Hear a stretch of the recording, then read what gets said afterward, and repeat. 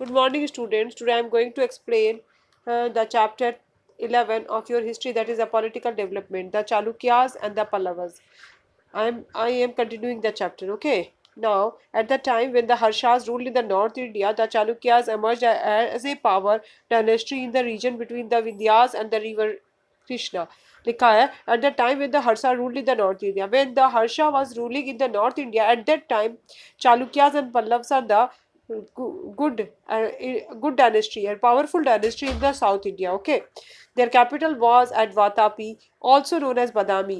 उनके capital क्या था? बातापी, जिसको बादामी भी कहा जाता है. In North Mysore, it is located in Mysore. Okay, now the Pulkesin II, the most renowned Chalukya ruler was a Pulkesin II. He was most powerful ruler in the South India.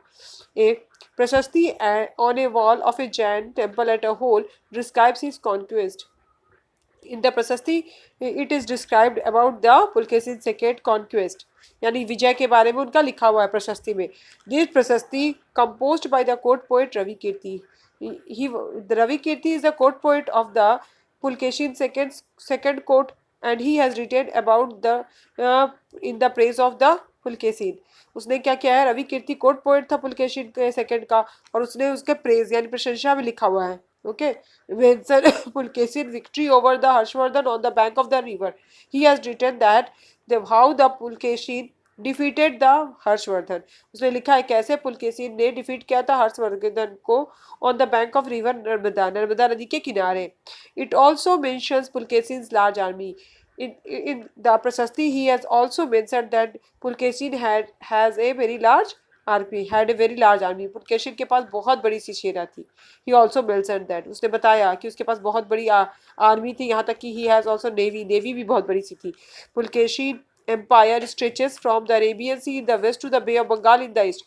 Pulakeshin का empire जो था वो Arabian सी waste से लेके बे of Bengal east तक फैला हुआ था. From the Narmada in the north to the river Palar in the south. Narmada river west से लेके नॉर्थ से लेके पेलार साउथ तक फैला हुआ था.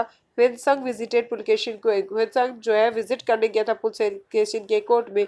He was impressed by the Chalukyan administration, और वो बहुत ही इम्प्रेस्ड हो गया था चालुक्य के एडमिनिस्ट्रेशन से.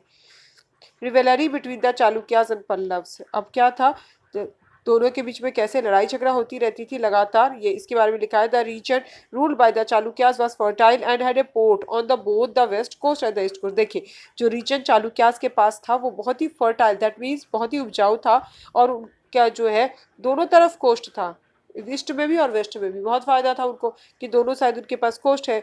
This promoted foreign trade from Persia, ये प्रमोट कर रहा था उनके फॉरेन ट्रेड पर्शिया से. Arabia the Red Sea port and the east south east Asia. Arabia Red Sea port था और साउथ ईस्ट एशिया तक था. ठीक है, नाउ प्रमोट करता था फॉरेन ट्रेड को, यानी फॉरेन ट्रेड बहुत अच्छे से हो रहा था पर्शिया के साथ, अरेबिया के साथ, और यहाँ तक कि रेड सी पोर्ट के द्वारा साउथ ईस्ट एशिया से भी हो रहा था. The Pallavas who ruled over the modern Tamil Nadu. Pallava जो कि मॉडर्न तमिलनाडु में शासन कर रहे थे उस समय, who ruled over the modern Tamil Nadu are a part of Karnataka and Andhra Pradesh from their capital at Kanchipur. वो लोग क्या कर रहे थे, कर्नाटक और आंध्र प्रदेश में शासन करते थे, और उन लोग धीरे धीरे उनका कैपिटल क्या था, कंचीपुरम में था. इन लोगों ने फॉर्ट किया, कंट्रोल कर लिया किसके ऊपर, रीजन, इस रीजन के ऊपर. This resulted in the frequent conflicts, इसीलिए उन लोग के बीच में लड़ाई होता रहा. The Pallavas rule Narasimhavarman first. Pallava का रूलर कौन था? The Pallava ruler was the Narasimhavarman first. Narasimhavarman first था. Killed Pulakeshin second. That means Narasimhavardhan killed Pulkesin II. Narasimhavardhan ने Pulkesin II को हरा दिया. And he captured. Who captured? Narasimhavardhan captured the Vatapi. The Vatapi is ruled by the Pulkesin II. उसको Pulkesin II शासन कर रहा था.